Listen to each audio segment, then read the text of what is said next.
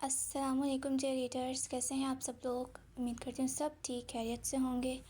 میں آپ لوگوں کی رائٹر سارہ اقبال دوبارہ سے حاضر ہوں بہت سارے دنوں کے بعد۔ جیسے کہ سب کو معلوم ہی ہوگا جو میرے چینل کو سبسکرائب کرتا ہے، میرے ناولس پڑھتا ہے، کہ سلطنت عشق پر مسائل آ گیا تھا۔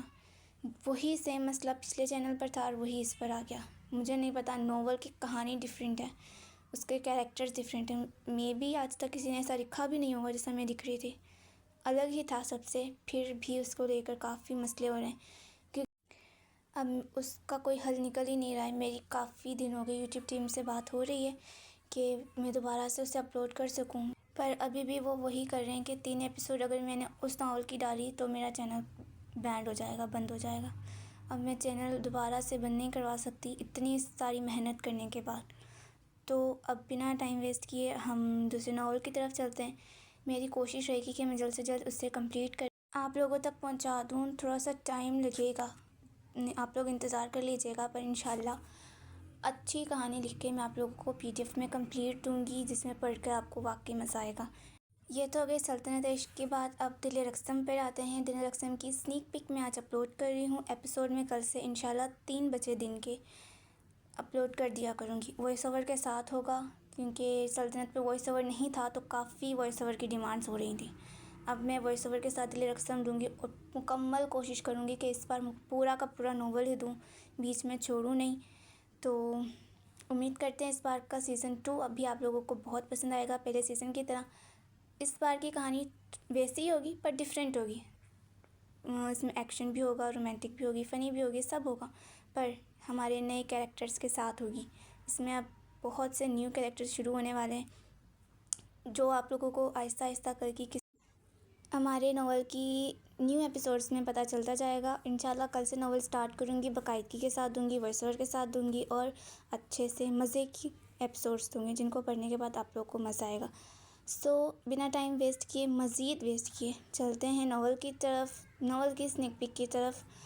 اپنا رسپانس لازمی شیئر کریے گا۔ یہ بس چھوٹی سی جھلک ہے، ابھی ناول میں آگے کیا ہوگا، کیسے ہوگا، وہ سب آپ لوگوں کو ناول سٹارٹ ہونے کے بعد پتہ چلے گا۔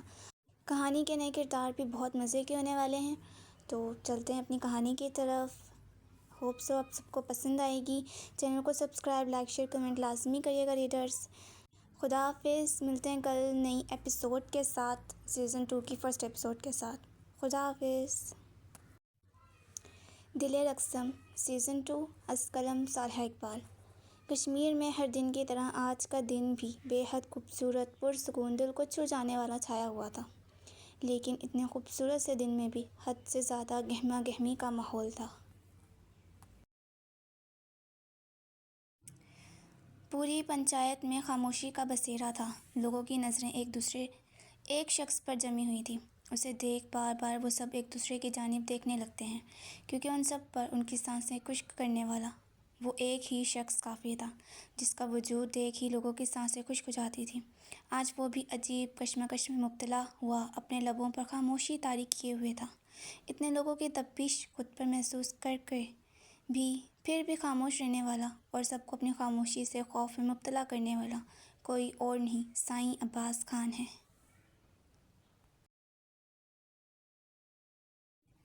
سائیں خان، تمہیں یہ کرنا ہوگا، اس میں غلط کچھ نہیں۔ تم لوگوں کی وجہ سے ان کا باپ اور بھائی مرا ہے، تم نے ان کی بیٹی کا نکاح اپنے بیٹے سے کروایا، اب تمہیں بھی کسی کی موت کی قیمت ادا کرنی ہوگی۔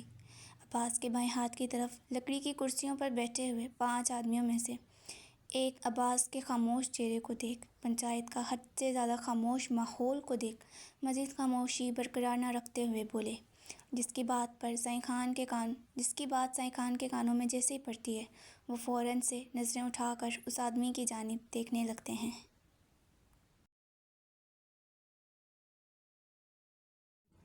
قیمت؟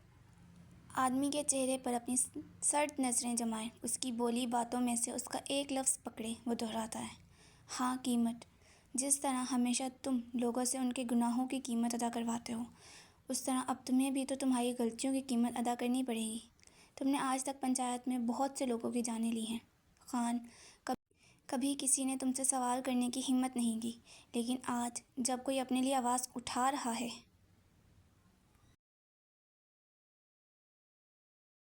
اپنے ساتھ غلط ہونے پر سوال کر رہا ہے تو ہمیں مجبوراً اس کا ساتھ دینا پڑے گا، ہم آنکھوں پر پٹی نہیں باندھ سکتے۔ ایک اور آدمی خان کی طرف دیکھتا ہوا طنز سے بھرپور انداز میں کہتا ہے۔ اس کے لہجے میں غصہ اور خان کے لیے نفرت واضح ہو رہی تھی۔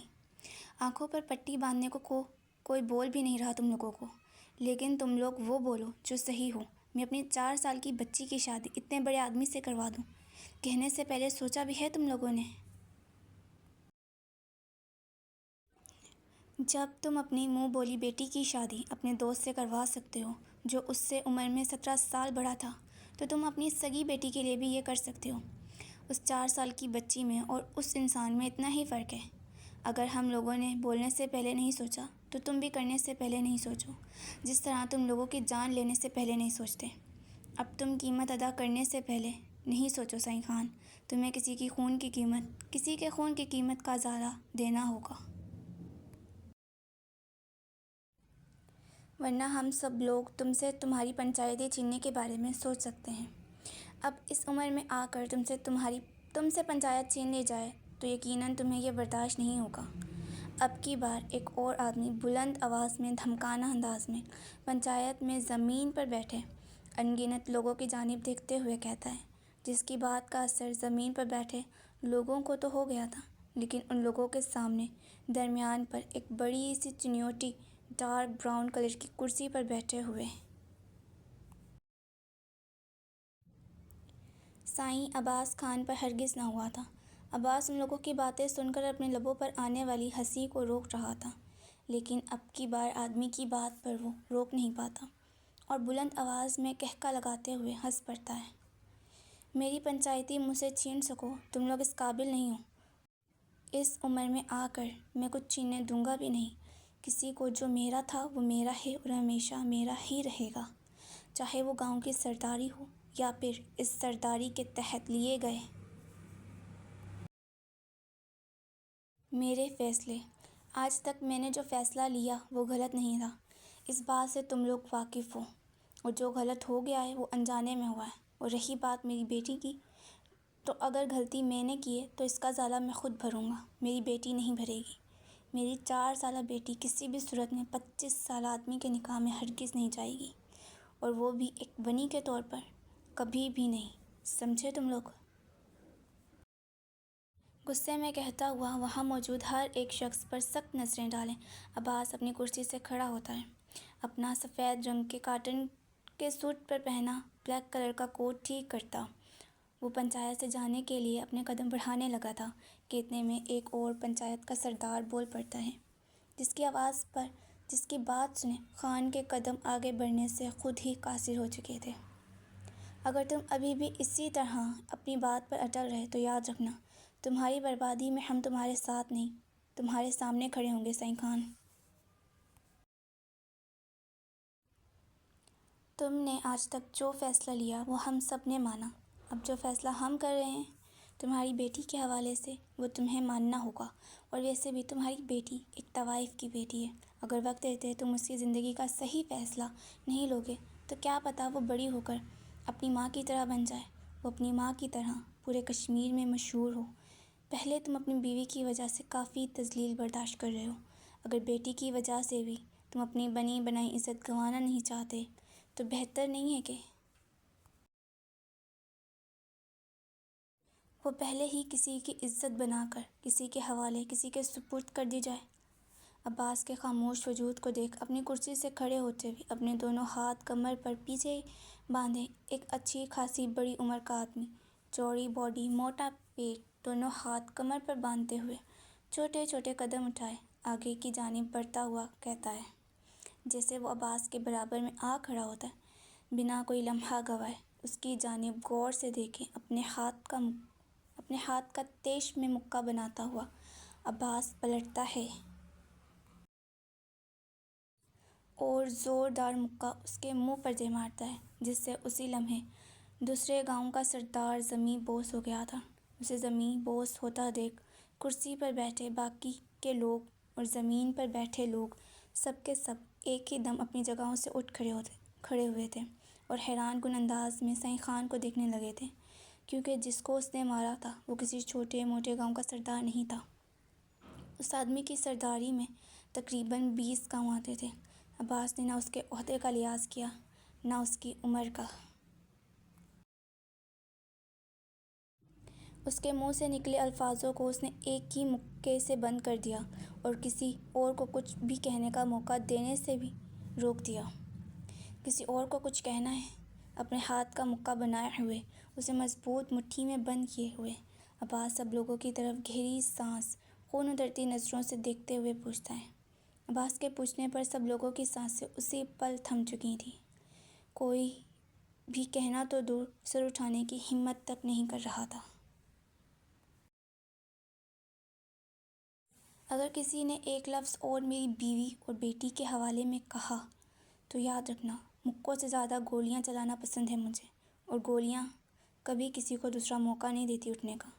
آئندہ اپنا منہ سنبھال کر استعمال کرنا، ورنہ ہم پٹھان تو جان لینے کے لیے ویسے ہی بڑے فیمس ہیں، اور خاص طور پر یہ سائیں خان تو مشہور ہی لوگوں کی جانیں لینے کے لیے۔ پہلی اور آخری بار سب کو بتا رہا ہوں، آئندہ مجھے بتانے کی ضرورت پڑی تو تم لوگوں کو سانس لینے کے لیے دوسرے جنم کی ضرورت ضرور پڑے گی۔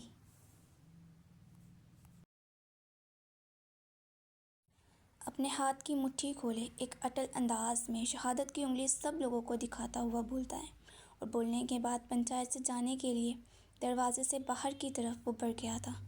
باہر نکلنے لگا تھا کہ اتنے میں زمیں بوس ہوا آدمی اٹھتا ہوا بول پڑتا ہے، جس کی بات نے عباس کے قدموں کو آگے بڑھنے سے ایک پل میں روک دیا تھا۔ تم نے مجھ پر ہاتھ اٹھا کر اچھا نہیں کیا عباس خان، تم جانتے ہو تم سے زیادہ گاؤں ہے میرے پاس، تم سے زیادہ گاؤں کا سردار ہوں میں، تمہیں برباد کرنے میں زیادہ وقت نہیں لگے گا مجھے۔ عباس کی پشت کو دیکھتا ہوا غصے میں دہاڑتے ہوئے بولا، زیادہ گاؤں ہونے سے کچھ نہیں ہوتا، بات انسان انسان کی ہوتی ہے۔ تم 20 گاؤں کے سردار بنو یا پھر 50 کے، تم پھر بھی اس مقام تک نہیں پہنچ سکتے جہاں پر میں ہوں۔ بھلے میری پنچایتی میں 10 گاؤں آتے ہیں، لیکن ان 10 گاؤں کی بدولت میں پورا کشمیر چلاتا ہوں۔ مجھے کسی بھی قسم کی دھمکی نہ دیں، نہ آج سے پہلے میں کبھی کسی کی دھمکی سے ڈرا، نہ آج کے بعد ڈروں گا۔ اور رہی بات میری بربادی کی، تو مجھے برباد کرنے والا صرف میرا اللہ ہے۔ وہ جب چاہیں مجھے برباد کرنا وہ کر سکتے ہیں، اور ان کے آگے میں ہمیشہ سر جھکا کے رکھوں گا۔ لیکن تم جیسے لوگ صرف میری بربادی کو تصور کر سکتے ہو۔ مجھے ہاتھ لگا کر دیکھو، پھر میں کہنے کے بجائے کر کر دکھاؤں گا کہ برباد میں ہوتا ہوں یا پھر تم لوگ۔ عباس اپنی بات کہتا ہوا دھیرے دھیرے سے پیچھے کی طرف پلٹتا، زمیں بوس ہوئے گاؤں کے سردار کی طرف دبے دبے چھوٹے چھوٹے قدم اٹھائے۔ ان کے سامنے ایک فاصلے پر کھڑا ہوتا، اپنے دونوں ہاتھ کمر پر پیچھے کی طرف باندھے ایک اٹل سے انداز میں بولتا ہے۔ عباس کی بات سنے نہ صرف سامنے والا آدمی حیران انداز میں اسے دیکھ رہا تھا، بلکہ دوسرے گاؤں کے سردار بھی، زمین پر بیٹھے گاؤں کے لوگ بھی، سب کے سب حیران کن نظروں سے عباس کی طرف دیکھ رہے تھے، کیونکہ سب جانتے تھے سائیں خان کا کوئی کچھ نہیں بگاڑ سکتا ہے۔ وہ اکیلا ہی ہر اس شخص پر بھاری ہے جو اس کی بربادی کا خیال بھی اپنے ذہن میں پیدا کرے گا۔ اوکے جی ریڈرز، تو اسنیک پیک کیسے لگی آپ لوگوں کو؟ چھوٹی سی تھی، امید کرتی ہوں اچھی لگی ہوگی۔ اب ہم ملتے ہیں کل نئی ایپیسوڈ کے ساتھ۔ ویڈیو کو لائک لازمی کریے گا، چینل کو سبسکرائب لازمی کریے گا، اور اپنا ریویو بھی کمنٹ میں لازمی بتائیے گا، کیونکہ آپ لوگوں کا ریویو بہت امپورٹنٹ ہوتا ہے، اور اب فی الحال میرے لیے تو بہت زیادہ امپورٹنٹ ہے چینل کو ٹھیک کرنے کی۔ تو ملتے ہیں کل پہلی قسط کے ساتھ سیزن 2 کی۔ خدا حافظ۔